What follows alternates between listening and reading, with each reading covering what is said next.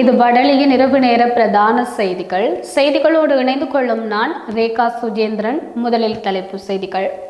கடந்த தேர்தல்களில் அசௌகரியங்கள் ஏற்பட்டிருந்தால் அவற்றை இம்முறை தவிர்த்து மேன்மேலும் வினைத்திறனாக செயற்படுமாறு அரசு அதிபர் தெரிவிப்பு. கிழக்கு மாகாணம் அழகையும் சிக்கலான தன்மையையும் பிரதிபலிக்கின்றது என ஜஸ்டின் பெய்லர் சுட்டிக்காட்டு. 35 வருடங்களின் பின்னர் காங்கேசன்துறை பலாலி இடையில் அரசு பேருந்து சேவை ஆரம்பம். கனடா பாராளுமன்ற தேர்தலில் வெற்றி பெற்ற இலங்கை தமிழர்கள். தொடர்வது விரிவான செய்திகள்.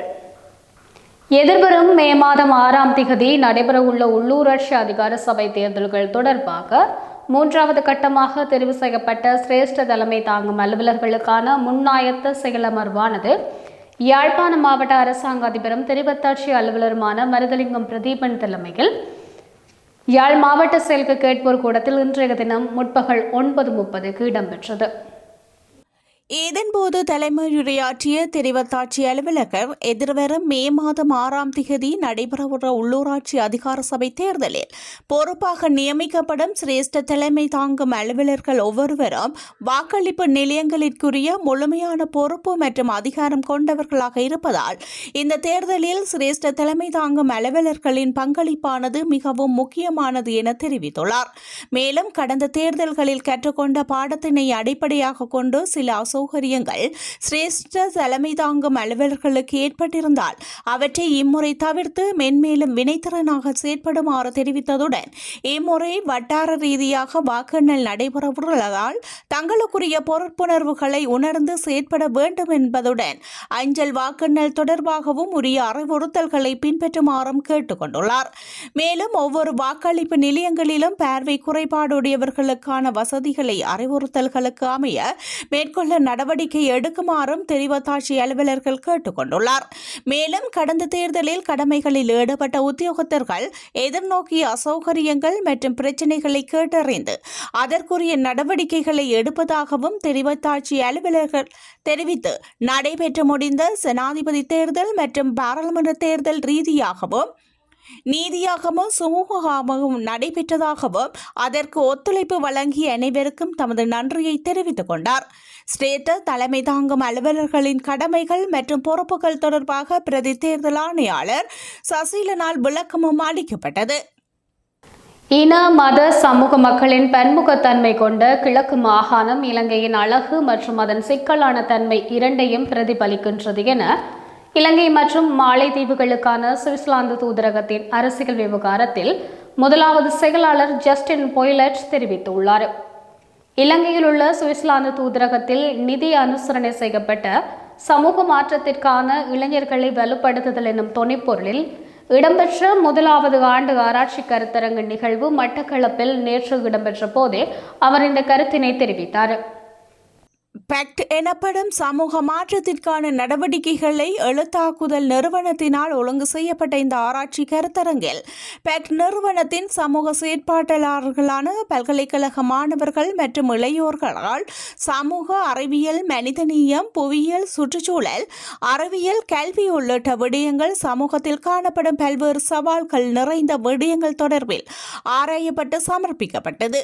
தென்கிழக்கு பல்கலைக்கழகத்தின் கூட்டுணைவு ஒத்துழைப்புடன் இடம்பெற்ற இந்த நிகழ்வில் பல்கலைக்கழக பேராசிரியர்கள், விரிவுரையாளர்கள், சர்வதேச உள்நாட்டு ஆய்வாளர்கள், துறை சார்ந்த கல்வியலாளர்கள், செயற்பாட்டாளர்கள் உட்பட இன்னும் சமூக மட்ட நிறுவனங்களின் பிரதிநிதிகள் முன்னிலையில் தொடர்ந்து உரையாற்றிய சுவிஸ் தூதரக அரசியல் விவகாரத்தில் முதலாவது செயலாளர் ஜஸ்டின் இங்கு முக்கியமானது என்னவென்றால் இன மத சமூகங்களின் பன்முகத்தன்மை கொண்ட இந்த கிழக்கு மாகாணத்தில் இந்த நிகழ்வு நடைபெறுகின்றது.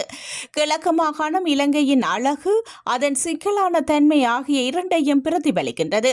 அந்த சவால்களையும் அதன் நம்பிக்கையையும் புரிந்து கொள்பவர்களைப் போல ஆராய்ச்சி மற்றும் கொள்கை சிந்தனை இந்த பிராந்தியத்தில் இருந்து வருவது சிறப்பம்சமாகும்.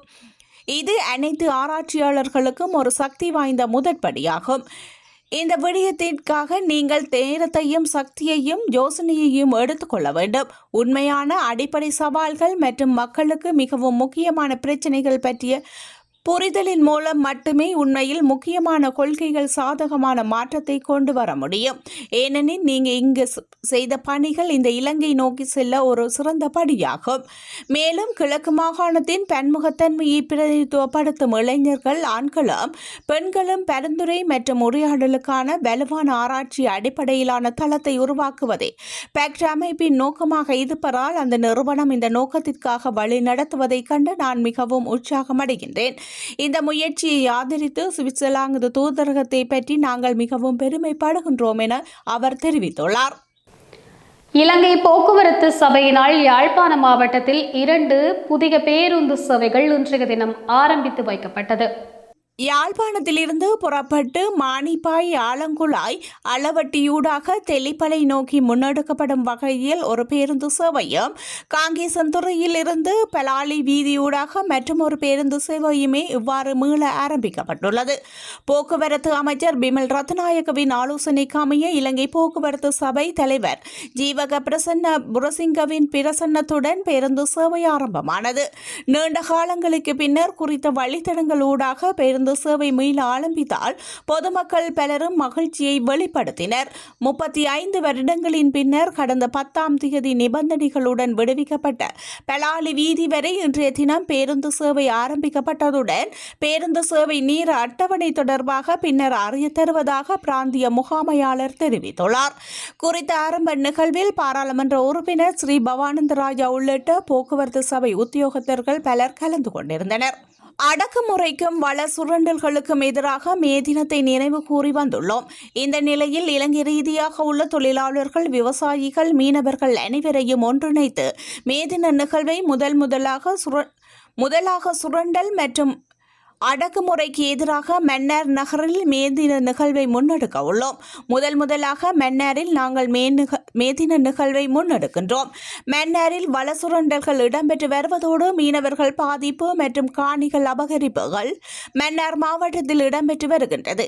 இலங்கை இந்திய ஒப்பந்தம், அமெரிக்க இலங்கை ஒப்பந்தம் வருகின்ற போது, காற்றாலை திட்டங்கள் முன்னெடுக்கின்ற போது மீனவர்கள் வாழ்வாதாரங்கள் ஒட்டுமொத்தமாக பாதிக்கப்படுகின்றது.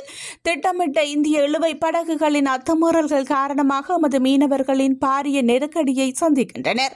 மேலும் தொடர்ச்சியாக மன்னாரில் உள்ள வளங்களை சுரண்டுகின்ற பல்வேறு அபிவிருத்தி திட்டங்கள் திட்டமிட்டு முன்னெடுக்கப்படுகின்றது. இதனை கருத்தில் கொண்டு இதற்கு எதிராக குரல் கொடுக்கும் வரையில் இலங்கையில் உள்ள விவசாயிகள், மலையக மக்கள் அனைவரும் ஒன்றிணைந்து மன்னார் நகரில் ஒன்று கூடி குறித்த திட்டங்களுக்கு எதிராகவும் மன்னார் மக்களுக்கு ஆதரவாகவும் மே தின பேரணி மற்றும் கூட்டத்தை ஏற்பாடு செய்துள்ளோம். எதிர்வரும் 1ஆம் தேதி மதியம் 3 மணிக்கு மன்னார் பஜார் பகுதியில் மேதின கூட்டம் இடம்பெறவுள்ளது. மேதின ஊர்வலம் அன்றைய தினம் மாலை 2 மணிக்கு மன்னார் பொது விளையாட்டு மைதானத்தில் ஆரம்பமாகி வைத்தியசாலை வீதியூடாக மன்னார் பஜார் பகுதியை சென்றடையும். பின்னர் அங்கு மேதின கூட்டமும் இடம்பெறும். மன்னார் மாவட்டம் உள்ளடங்களாக வடக்கு கிழக்கு பகுதிகளில் இடம்பெற்று வருகின்ற பல்வேறு பிரச்சினைகள், குறிப்பாக இந்த அரசாங்கம் ஆட்சிக்கு வந்த பின்னர் ஒரு மாயான தோற்றத்தை உருவாக்கியுள்ளது. காணாமல் ஆக்கப்பட்டவர்களுக்கான ஒரு தீர்வை முன்வைக்க ஜனாதிபதியினால் முடியும். அவர்கள் இருக்கின்றார்களா இல்லையா என்பதையும் அவரால் கூற முடியும். மேலும் காணி அபகரிப்புகளும் பல்வேறு முறைகளில் இடம்பெற்று வருகின்றது என அவர் தெரிவித்துள்ளார்.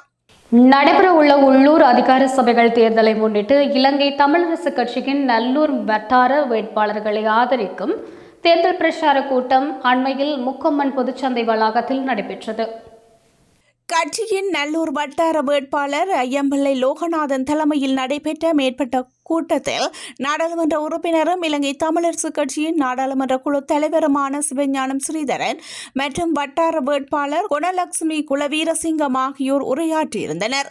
குறித்த வட்டாரத்தின் வேட்பாளர் சரஸ்வதி விஜயகுமார் உட்பட கட்சியின் பெருமளவான ஆதரவாளர்கள் கூட்டத்தில் பங்கேற்றிருந்தமை குறிப்பிடத்தக்கது.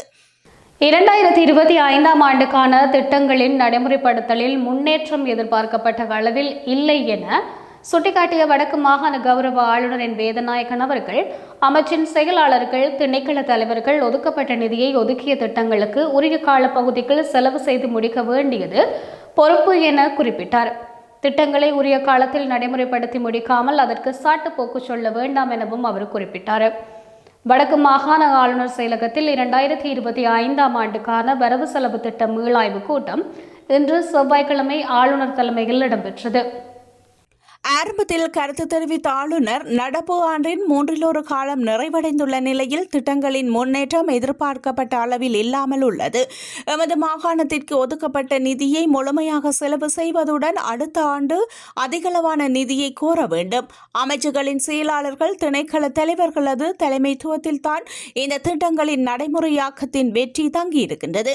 கடந்த மீளாய்வு கூட்டத்தில் தெரிவித்ததைப் போல திட்டங்களின் நடைமுறையாக்கங்களை செயலாளர்கள் திணைக்கள தலைவர்கள் நேரடியாக சென்று பார்வையிடுவதுடன் 2 வாரங்களுக்கு ஒரு தடவை மீளாய்வு கூட்டத்தை நடைமுறைப்படுத்த வேண்டும் என தெரிவித்துள்ளார். தொடர்வது வெளிநாட்டு செய்தி.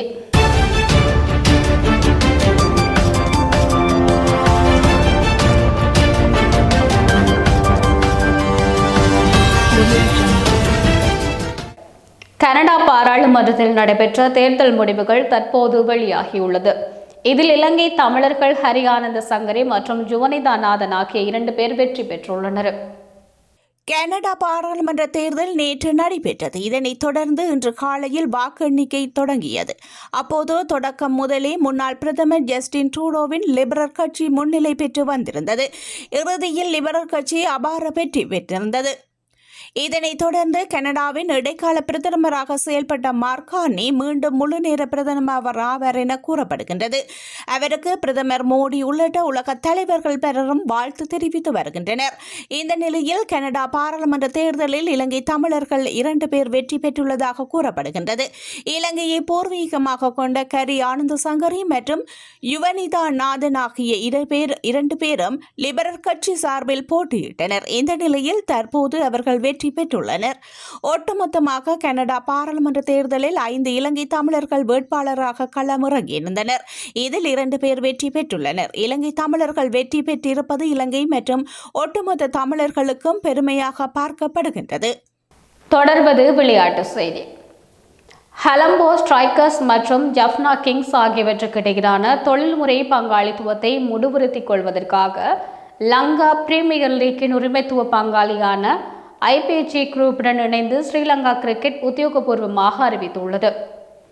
லீக்கில் பங்கு பெற்று தொடங்கிய போது ஐபிஜி குரூப்புடன் செய்து கொள்ளப்பட்ட உடன்படிக்கையில் குறித்துரைக்கப்பட்டுள்ள ஒப்பந்த கட்டமைப்புகளை அந்தந்த உரிமையாளர்கள் நிறைவேற்ற தவறியதால் அவர்களுடனான பங்காளித்துவங்கள் முடிவுறுத்தப்படுவதாக SLC ஐபிஜி நிறுவனங்கள் கூட்டாக இன்று வெளியிட்ட அறிக்கையில் குறிப்பிட்டுள்ளது.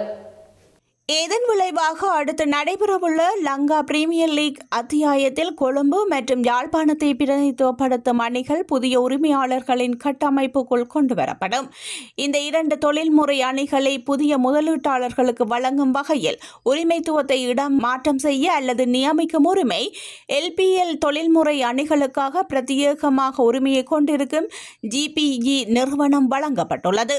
போட்டியின் நேர்மைத்துவத்தையும் உரிய தரத்தையும் பெறுவதில் அர்ப்பணிப்புடன் இருப்பதை SLC GPG ஆகியன மீண்டும் உறுதிப்படுத்தியுள்ளன.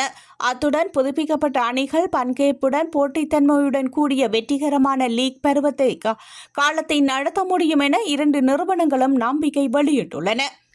இத்துடன் வடலியின் இரவு நேர பிரதான செய்தி அறிக்கை நிறைவு பெறுகின்றது. மேலதிக செய்திகளை அறிந்து கொள்வதற்காக வடலி மீடியா இணையதளத்தோடு இணைந்து கொள்ளுங்கள். வணக்கம்.